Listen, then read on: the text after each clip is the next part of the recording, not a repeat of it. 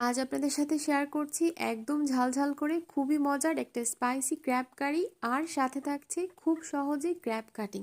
চলুন দেখে নিই। এখানে 6-7টার মধ্যে বড় সাইজের যে কাঁকড়া, একদম ফ্রেশ কাঁকড়া, সেটা নিয়েছি। এটাকে এবার কাটিং করে দেখাবো।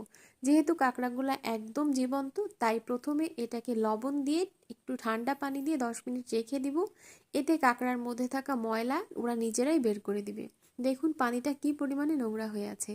পানিটা চেঞ্জ করে 2-3 বার ধুয়ে এবার ফুটন্ত গরম পানি কাঁকড়ার উপরে দিয়ে দিব। এতে কাঁকড়াটা একদম নরম হয়ে যাবে, কাটতেও সুবিধা হবে, আর কাঁকড়াটাও মরে যাবে। এবার কাটিংটা দেখিয়ে দিচ্ছি। ছুরি দিয়ে এর খোলসটা ফাটিয়ে এভাবে টেনে দুটো আলাদা অংশে ভাগ করে এই যে ক্র্যাব বাটার মানে কাঁকড়ার ঘিলু, ওটাকে সরিয়ে রেখে কাঁকড়ার সামনের এই অংশটা ছুরি দিয়ে কেটে নিতে হবে। আর সাইডের যে ফুসফুসের অংশ সেটাও হাত দিয়ে ফেলে দিতে হবে, এই অংশগুলো খাওয়া যায় না। এবার পেছনের অংশে যে আবরণটা থাকবে সেটাও ডান দিয়ে খুলে ফেলতে হবে। গরম পানিতে দেওয়ার কারণে এটা একদম নরম হয়ে গেছে, কাটতে একদমই অসুবিধা হচ্ছে না। এবার মাঝ বরাবর কেটে দুভাগ করে নিয়েছি। সমস্ত কাঁকড়াগুলো এই একই নিয়মে কেটে নিয়েছি। এবার একটা বাটিতে কাঁকড়ার যে ঘিলুটা বা ক্র্যাব বাটার বলে এটাকে সরিয়ে নিচ্ছি। এটা আমি তরকারিতে ইউজ করব না, এতে গ্রেভি ঘন হয়ে যাবে আর এক্সট্রা ক্যালোরি অ্যাড হবে। এটাকে আমি রেখে দিব। এই যে এতটা পরিমাণে হয়েছে, এটাকে আমি রেখে দিব পরে অন্য কোনো রেসিপি করার জন্য।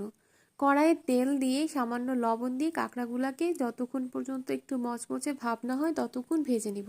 এই প্রসেসটা ফলো করলে কাঁকড়ার যে একটা আষ্টে গন্ধ থাকে সেটা একদমই চলে যায়। অরেঞ্জ কালার হয়ে গেলে কাঁকড়াটা তুলে নিব।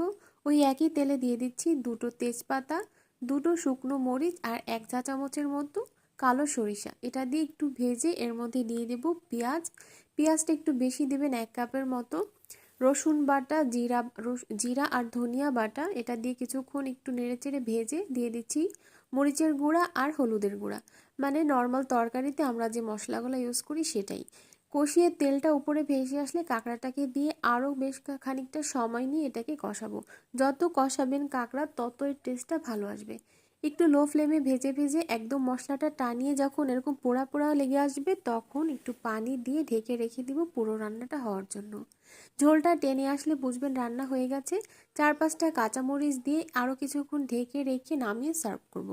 এই তো খুব সহজেই রেডি হয়ে গেল স্পাইসি ক্র্যাব কারি। আপনারাও বাসায় ট্রাই করতে পারেন। ভালো লাগলে শেয়ার করবেন।